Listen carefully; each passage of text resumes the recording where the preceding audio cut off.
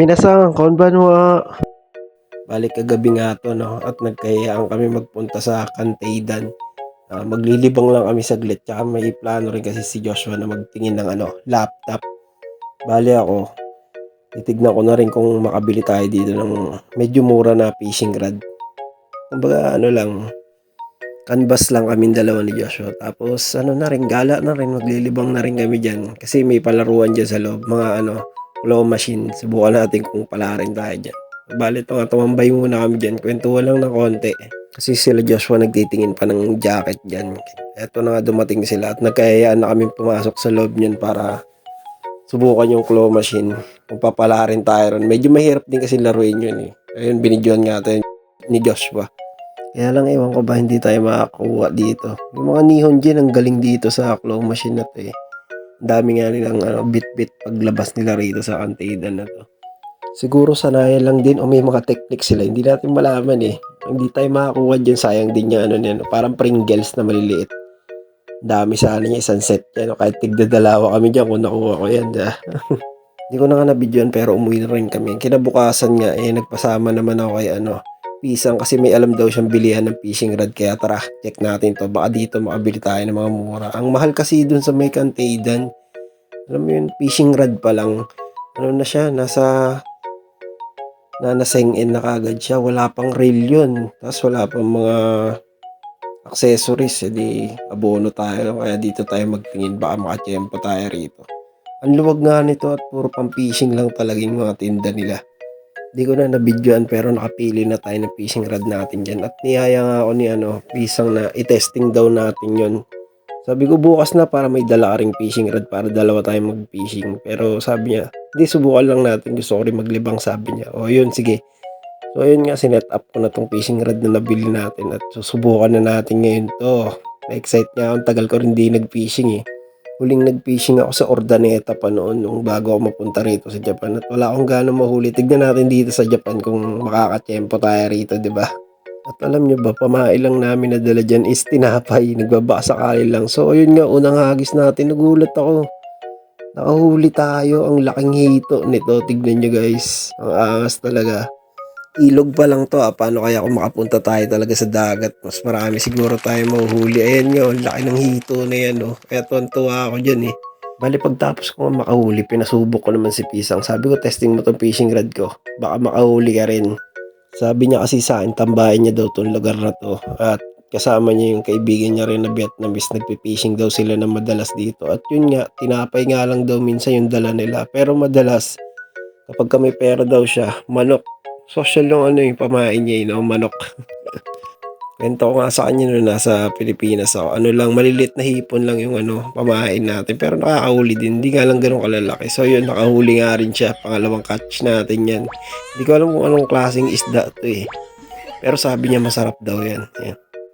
So ayun, bali nakadalawa na tayo guys. Ang saya namin dalawa dyan. Kahit isang fishing rod yung dala namin. Nakapag-enjoy kami dalawa.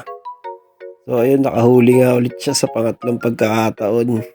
Pare-parehas nga yung isda na nahuli natin. Karpa ba to? Hindi ko alam kung karpa to eh. Hindi kasi tayo ganong pamilyar sa mga isda sa ilog. Alam ko lang ng mga isda sa ilog, tilapia, bangus. Yan. Pauwi na nga sana kami kasi mag-alasing ko na rin ng hapon. Nakahuli ulit tayo. At sa pagkakataong ito malaki na pero katulad pa rin ng kaninang nahuli natin. Bali 3 piraso may nahuli natin ganyan. Nag-umpisa kami mag-fishing mag-alas 3 na nito ng hapon. Nagkayayaan na nga kaming umuwi dyan kasi baka abutan pa tayo ng dilim sa daan. Medyo malayo rin kasi sa apartment natin to no. May rin yata 20 minutes din yata kami nag-bike papunta rito. Kaya nagpapasalamat ako dito sa dormmate natin si Pisang. Nakapag-enjoy tayo, di ba? Bait and wait nga lang yung tema natin kanina pero nakahuli pa rin tayo. Solid. Pauwi na tayo at naglalakad. Ito nga pala yung sementeryo ng mga Japanese. Sobrang organized, malinis. Bulaklak lang. Ang sineselebrate nga ngayon dito is Ubonyasumi. Ano yun? Pestang patay yun sa Japanese. Kaya 1 linggo tayo walang pasok. Lalakad tayo kasi sinoli natin yung bike niyan eh. Inaram natin, nag-fishing tayo kanina. Ganyan itsura ng nila sementeryo. Wala ako. Lapit na tayo sa apartment natin. Mamaya na lang guys. Nakauwi na tayo. Ito pa nahuli namin ni Pisang. Hindi na ba kung gaano kalaki ito. Hey! Okay.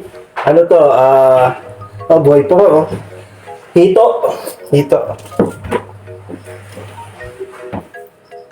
Ito, hindi ko alam pangalan nito eh. Pa-comment nyo na lang kung ano pangalan nito.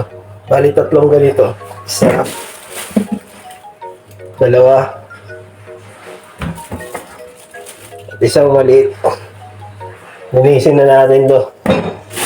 Para may lagay natin sa rep. Pahing-hito oh. Mihinga po oh. Oh. Bagong alaga natin na rad.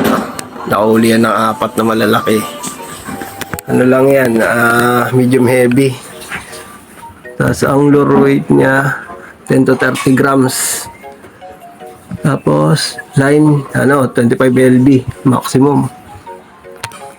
Ano natin, reel natin ilang series ba? 4,000 series yata to eh. O 2005. Basta yun. O 4,000 series nga. Pupod trip po na yung mga Pilipinong anak na yaman eh.